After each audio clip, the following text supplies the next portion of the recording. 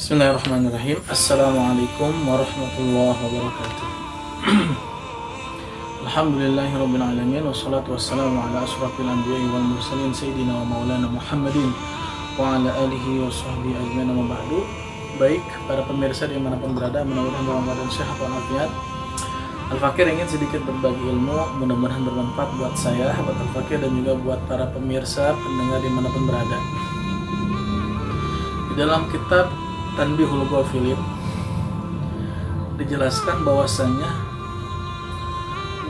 wa aslul ma'siyati salah satu asya, yang artinya adalah pangkal pokok maksiat, yaitu ada 3 perkara. Jadi segala sesuatu terjadi, kejelekan, keburukan, kehancuran, kebinasaan dan lain sebagainya karena faktor 3 ini. Aslul maksiati, sumber daripada maksiat itu 3 perkara.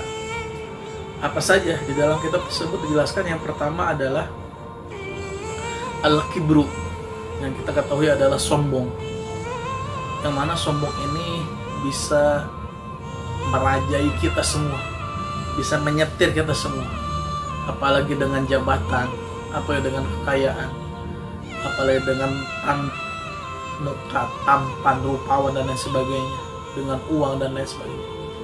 Itu akan menampakkan kesombongan kalau tidak dibersihkan hatinya.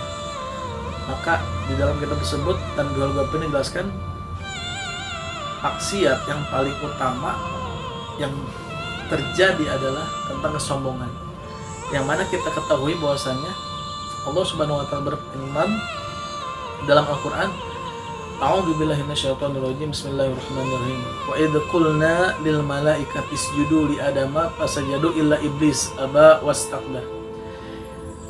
Allah Subhanahu wa taala berfirman yang artinya ketika Allah menyuruh para malaikat untuk bersujud, semuanya bersujud, akan tapi ada makhluk yang sangat jahim, sangat tercela, yaitu iblis yang tidak mau sujud kepada Adam.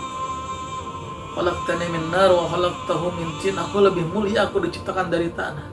Aku diciptakan dari api, sedangkan Adam diciptakan dari tanah. Ngapain saya sujud? Nah itu.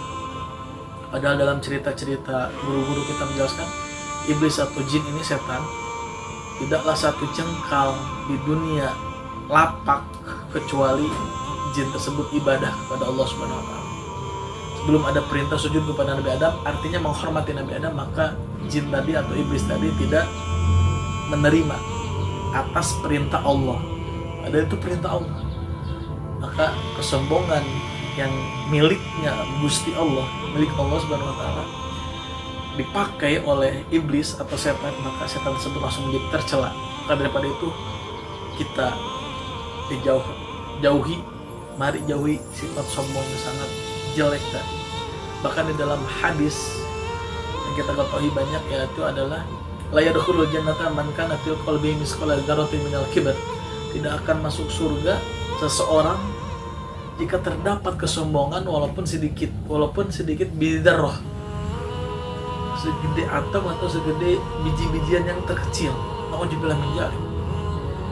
Orang bisa sombong dengan hartanya. Kalau orang sombong dengan harta banyak, dengan kemewahannya, dengan jabatannya, emang mungkin bisa disebut sombong, tapi tidak pantas. Dan lebih parah lagi, sudah miskin, tidak memiliki apa-apa, melarat, dan dia sombong itu dipakai lagi. Itu yang pertama, mari kita jauhi sifat sombong. Dan ciri utama sifat sombong adalah 2, yaitu al-kibru batarul haq wa ghabtun nas.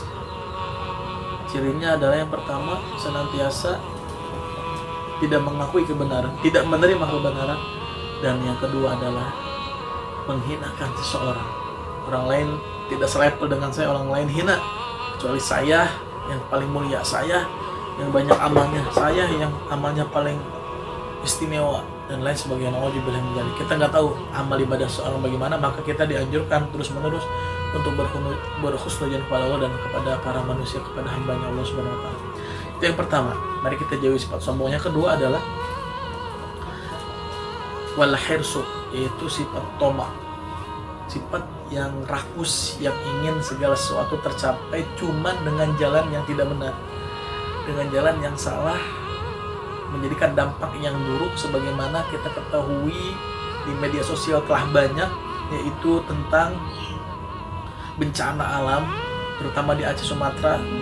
Banyak kayu yang besar pada terbawa oleh arus air dan sudah dipotong dengan baik. Itu artinya ketamakan manusia yang sangat akan menghancurkan masyarakat. Sisi lain daripada keadaan tetangganya. Nauzubillah min dzalik. Maka kita jauhi sifat tamak tersebut.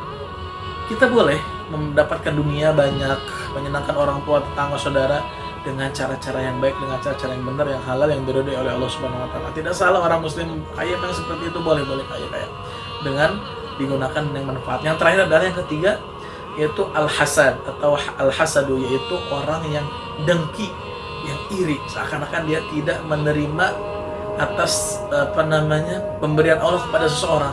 Seorang punya jabatan, seorang dapat harta banyak, seorang mendapat ilmu yang tinggi, prestasi yang banyak, kita iri. Maka seolah-olah dia menyalahkan Tuhan, memberikan kemewahan, keistimewaan kepada orang tersebut. Salah. Nauzubillah min dzalik. Makanya hasad ini, kata hadis dalam riwayat hadis lain, sebagaimana api membakar kayu bakar. Artinya ketika kita iri, hasad, amal-amal kita akan hangus, amal-amal kita akan habis. Nauzubillah min dzalik. Nah, inilah 3 pangkal pokok maksiat yang harus kita hindari. Yang pertama adalah kesombongan, kedua adalah ketamakan, yang ketiga adalah sifat iri atau dengki. Nauzubillah min dzalik. Mudah-mudahan kita dijaga oleh Allah dari sifat-sifat tersebut dan diberikan sifat-sifat yang baik yang diridhoi Allah Subhanahu wa taala. Terima kasih, mudah-mudahan bermanfaat. Subhanakallahumma wa bihamdika asyhadu an la ilaha illa anta astaghfiruka wa atubu ilaik. Jika ada kekurangan, tolong ditambahkan di kolom komentar, dengan komentar yang baik. Dan wassalamualaikum warahmatullahi wabarakatuh.